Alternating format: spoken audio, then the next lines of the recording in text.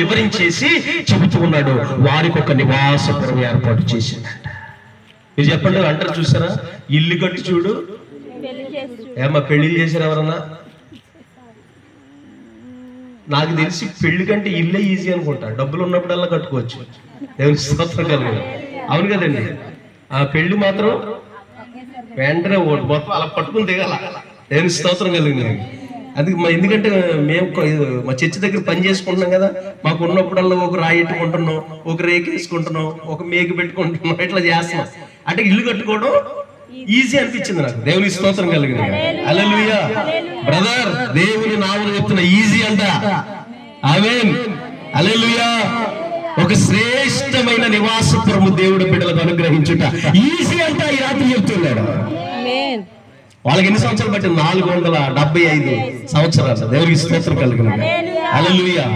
ఒకవేళ మీరు ఎన్ని అనుభవాలు పడి వచ్చి ఉంటారో, ఎన్ని ఇబ్బందులు పడి వచ్చి ఉంటారో, ఎన్ని అప్పులు చేసుకుని ఉంటారో, ఎన్ని తిప్పలు పడి ఉంటారో, దేవుడు మిమ్మల్ని ఒక నివాసపురానికి చేర్చాడు. హల్లెలూయా. హల్లెలూయా.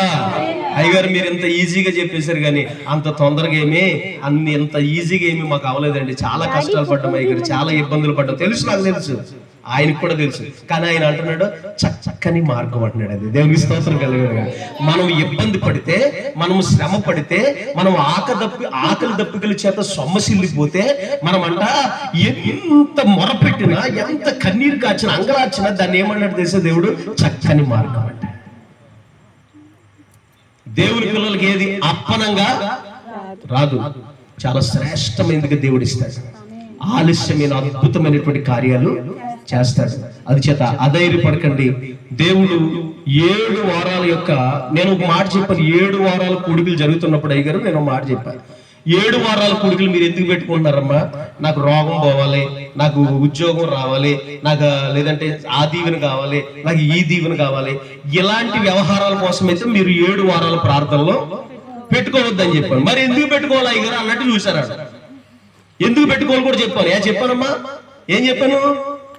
7 వారాల కూడికి ఎందుకు పెట్టుకోవాలి? ఆత్మీయతలో ఇంకొక మెట్టు ఎక్కడం కోసం అంతే. దేవునికి స్తోత్రం కలుగునుగా. హల్లెలూయా. హల్లెలూయా.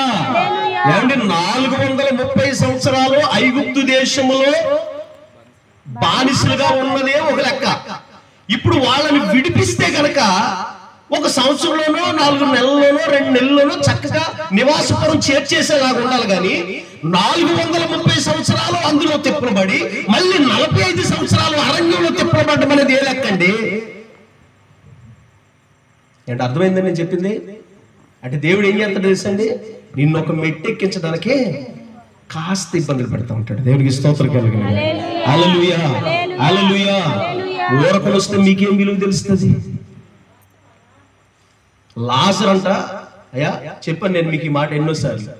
లాజర్ని యేసయ్య ఎంతో ప్రేమించాడా లేదా? ఒక్క లాజర్నే కాదు, లాజరు కుటుంబాన్ని కూడా యేసయ్య ఎంతో ప్రేమించాడట. లాజరు చావు బ్రతుకుల మధ్యన ఉన్నప్పుడు యేసయ్య ఎక్కడో దూరంగా ఉన్నాడు. దూరంగా ఉన్న యేసయ్యకి సమాచారం వెళ్ళింది. ఏమని వెళ్ళిందో తెలుసా? ఇదిగో నీవు ప్రేమించుచున్న లాజరు రోగి అయ్యాడు అన్న సమాచారం వెళ్ళింది. చెప్పండి, యేసయ్య ప్రేమించుచున్న లాజరు రోగి అయ్యాడు. దేవుడు ప్రేమించేవాడు ఏమయ్యాడంట? రోగి అయ్యాడంట. సరే అమ్మో, నేను ప్రేమించుచున్నటువంటి లాజరు రోగిగా ఉన్నాడంట, వ్యాధితో ఉన్నాడంట, నష్టంతో ఉన్నాడంట, ఇబ్బందిగా ఉన్నాడంట అని ఉన్న పనిని ఉన్నట్టుగా విడిచిపెట్టేసి పరుగున యేసయ్య రాలా. ఆ మాట విన్నాక మరొక కొన్ని దినాలు అక్కడే ఉన్నాడంట. ఈ లోపు పోవాల్సిన ప్రాణం పోయింది. దేవునికి స్తోత్రం కలిగింది. హల్లెలూయా. హల్లెలూయా. ఒక విషయం చెప్పనా? సువార్త లేదంటే ఆ దుర్వార్త లేదంటే ఆ మాట విన్న వెంటనే, లాజరు రోగి ఉన్నాడన్న మాట విన్న వెంటనే యేసయ్య అక్కడి నుంచి ఆ కోటాలన్నీ ముగించేసుకుని, ప్రార్థనలన్నీ ముగించేసుకుని, ప్రసంగాలన్నీ ముగించేసుకుని ఉన్న పలంగా లేచి పరుగున లాజరు ఇంటికి వచ్చాడు అనుకోండి, ఏం చేస్తాడు చేసి మా అయితే అందరినీ స్వస్థపరిచినట్టుగా లాజరు కూడా స్వస్థపరుస్తాడు. అంతేనా తల్లి? అంతకుముందు కుంటివాళ్ళని స్వస్థపరిచాడు, గుడ్డివాళ్ళని స్వస్థపరిచాడు, అవును కదా? మగవాళ్ళని స్వస్థపరిచాడు, దెయ్యములు పట్టిన వాళ్ళని స్వస్థపరిచాడు, విడుదల కలిగించాడు, అద్భుతాలు చేశాడు, ఆశ్చర్యకార్యాలు చేశాడు. అంతేనా చేశాడు? ఆ అద్భుతాలు ఆశ్చర్యకార్యాలు అందరికీ చేసినట్టుగా నీకు చేయడు, అంతకు మించినటువంటి అద్భుతం నీకు చేస్తాడు. హల్లెలూయా. అందుకని కాస్త ఏమవుతుందండి, అది చుట్టూ తిరిగి వచ్చే మార్గమైన కానీ దేవుడు ఏమంటాడంటే అది చక్కని మార్గం అని చెప్తాడు. హల్లెలూయా, హల్లెలూయా. ఏంటంటే అది చూడటానికి మామూలుగా ఇశ్రాయేలీలు ఐగుప్తు దేశంలో బయలుదేరి కానాను దేశం వెళ్ళడానికి మధ్యలో ఫిలిస్తీన్ల దేశం ఒకటే. కానాను దేశం వెళ్ళడానికి ఇది ఐగుప్తు దేశం, ఆ ఇల్లు కానాను దేశం అయితే ఈ ఖాళీగా కాస్త మాత్రమే ఫిలిస్తీన్ దేశం. ఇలా అడ్డపడి ఫిలిస్తీన్ల మీద నుండి వెళ్ళిపోతే 11 రోజులు వెళ్ళిపోతారట. ఎన్ని రోజులండి?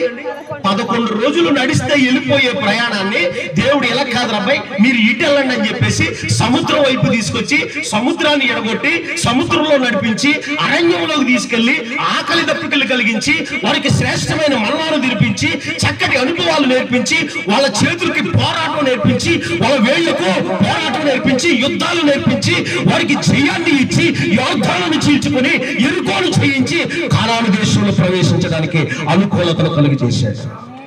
హల్లెలూయా, హల్లెలూయా, హల్లెలూయా. మనుషులందరికీ లోకమంతటికి చూడడానికి అది చుట్టూ మార్గం లాగా కనిపిస్తా ఉంది, కానీ ప్రభు అంటున్నాడు అది చక్కని మార్గము. ఏ మార్గం అంటే అది చక్కని మార్గం అంట. గుర్తుపెట్టుకోండి, యేసయ్య చెప్పండి, యేసయ్య నన్ను నా కుటుంబాన్ని ప్రేమిస్తున్నాడు. నిజంగా ప్రేమిస్తే చెప్పండి, నిజంగా ప్రేమిస్తే ధైర్యంగా చెప్పండి. ఎందుకు అబద్ధం చెప్పినట్టు ఏదో గుసగుసలాడకండి. చెప్పండి, యేసయ్య ఎంతమంది ఉంటే అలాగే వినపడాలమ్మా, ఎంతమంది ఉంటే అలాగే వినపడాలా. ఇవి పక్కన పావులు కూడా నెక్కి చూస్తుంది. యేసునామములో హల్లెలూయా. చెప్పాలేంటి? యేసయ్య సరిపోదు, ఇది సరిపోదు, గట్టిగా చెప్పాలి. యేసయ్య నన్ను నా కుటుంబాన్ని ప్రేమిస్తున్నాడు. అందరికీ చేసినట్టుగా నాకు చేయడు, అంతకు మించినటువంటి కృపను నాకు ఇస్తాడు. గట్టిగా చెవులు గడి నామాల వైపు